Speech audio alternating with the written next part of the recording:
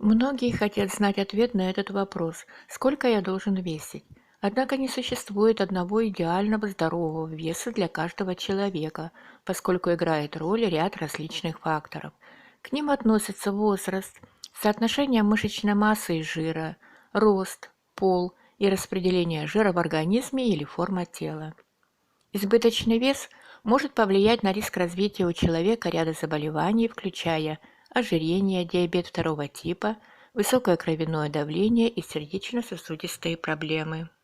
Не у всех, у кого есть лишний вес, возникают проблемы со здоровьем. Тем не менее, исследователи считают, что хотя эти лишние килограммы в настоящее время не могут повлиять на здоровье человека, отсутствие контроля может привести к проблемам в будущем. Первый метод – индекс массы тела, ИМТ. Измерение индекса массы тела – это распространенный инструмент для определения того, имеет ли человек соответствующую массу тела. Он измеряет вес человека по отношению к его росту. Индекс массы тела измеряется в килограммах на метр квадратный и рассчитывается по формуле индекс массы тела равен масса тела человека в килограммах, поделенная на рост в метрах в квадрате. В результате, если индекс массы тела меньше 18,5, то это означает, что у человека недостаточный вес. ИМТ от 18,5 до 24,9 идеален. ИМТ от 25 до 29,9 означает избыточный вес. ИМТ более 30 указывает на ожирение. Индекс массы тела – очень простое измерение, при этом учитывается высота, но не учитываются такие факторы, как объем талии или бедер, пропорция или распределение жира, доля мышечной массы. Это тоже может влиять на здоровье. Индекс массы тела также может дать приблизительное представление о том, является ли вес человека здоровым, и он полезен для измерения тенденций в популяционных исследованиях. Однако это не должно быть единственной мерой для оценки индивидуума идеальным весом. И метод второй – соотношение талии и бедер, СТБ. При измерении длины талии до бедер человек сравнивает размер его талии с размером его бедер. Исследования показали, что люди, у которых больше жира в средней части тела, более склонны к развитию сердечно-сосудистых заболеваний и диабета. Чем выше размер талии по отношению к бедрам, тем больше риск. По этой причине отношение талии к бедрам является полезным инструментом для расчета, имеет ли человек здоровый вес и размер. Как измерить соотношение талии и бедер? Измерьте обхват талии в самой узкой части, обычно чуть выше пупка. Разделите полученное значение на размер вокруг бедер в самой широкой части. Полученное значение будет по-разному интерпретироваться у мужчин и у женщин, потому как они, как правило, имеют разную форму тела. Данные свидетельствуют о том, что индекс талии к бедрам может повлиять на риск сердечно-сосудистых заболеваний следующим. У мужчин ниже 0,9 риск сердечно-сосудистых заболеваний низкий, от 0,9 до 0,99 риск умеренный, единичка и выше риск высок. У женщин ниже 0,8 риск низкий, от 0,8 до 0,89 риск умеренный, 0,9 или выше риск высокий.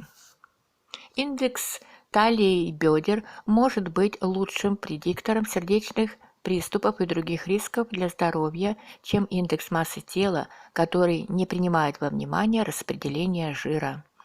Изучение медицинских карт для 1349 человек в 11 странах, опубликованные в 2013 году, показали, что пациенты с более высокими цифрами индекса талии и бедер также имеют больший риск медицинских и хирургических осложнений, связанных с колоректальной хирургией.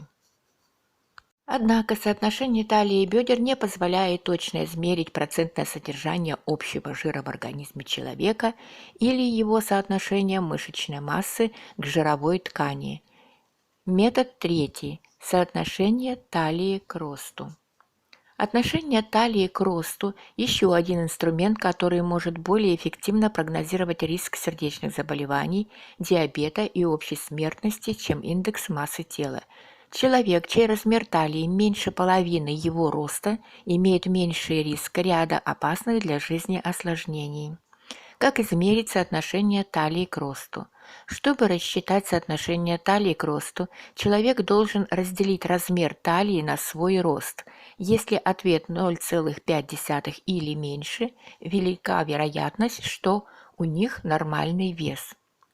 Например, у женщин ростом 163 см должен быть обхват талии меньше 81 см.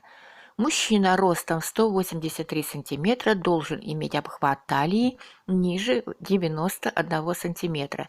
Эти измерения и дадут соотношение талии к росту чуть меньше 0,5.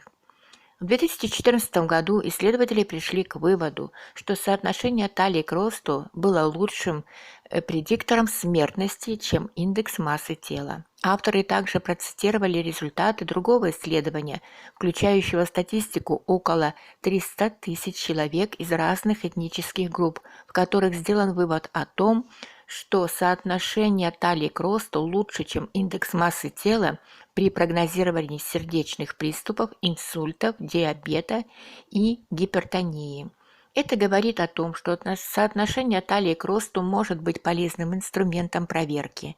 Измерения, в которых учитывается размер талии, могут быть хорошими индикаторами риска для здоровья человека, потому что жир, который скапливается вокруг середины тела, может быть вредным для сердца, почек и печени. В Центре по контролю и профилактике заболеваний обратили внимание, что мужчина с размером талии 100 см или выше, или женщина с размером талии 88 см или выше имеют более высокий риск, чем другие люди: диабет второго типа, высокое кровяное давление, ишемическая болезнь сердца. Однако при этом не учитывается рост человека или размер бедер. Метод четвертый. Процентное содержание жира в организме. Процент жира в организме – это вес жира человека, деленный на его общий вес. Общий жир тела включает незаменимый и запасной жир. Незаменимый жир. Человеку необходим незаменимый жир, чтобы выжить. Он играет роль в широком спектре функций организма. Для мужчин полезно иметь от 2 до 4% состава тела в виде незаменимых жиров. По данным Американского совета по физическим упражнениям, для женщин этот показатель составляет от 10 до 13%. Накопленный жир. Жировая ткань защищает внутренние органы грудной клетки и брюшной полости, и при необходимости организм может использовать ее для получения энергии. Помимо приблизительных рекомендаций для мужчин и женщин, идеальный общий процент жира может зависеть от типа тела или уровня активности человека. Ниже приведена рекомендация следующих процентов в зависимости от уровня активности, типа мужского телосложения и типа женского телосложения. Высокая доля жира в организме может указывать на повышенный риск: диабет, сердечное заболевание, высокое кровяное давление, инсульт. Расчет процента жира в организме может быть хорошим способом измерения уровня физической подготовки человека, поскольку он отражает состав тела человека. Индекс массы тела, напротив, не делает различий между жировой и мышечной массой. Как измерить жировые отложения? Наиболее распространенный способ измерения процентного содержания жира в организме – это измерение кожной складки, при котором используется специальный штангель-циркуль для защемления кожи. Медицинский работник измерит ткань бедра, живота, груди для мужчин или плеча для женщин. По данным спортивной ассоциации, эти методы обеспечивают точный показатель в пределах 3,5%. Во многих спортзалах и врачебных кабинетах есть устройства для измерения процентного содержания жира в организме человека. Индекс массы тела, отношение талии к бедрам, отношение талии к росту и процентное содержание жира в организме – это 4 способа оценки здорового веса. Их сочетание может быть лучшим способом получить точное представление о том, следует ли вам принимать меры или нет. Любой, кто обеспокоен своим весом, размером талии или телосложением, должен поговорить с врачом или диетологом. Они смогут посоветовать подходящие варианты.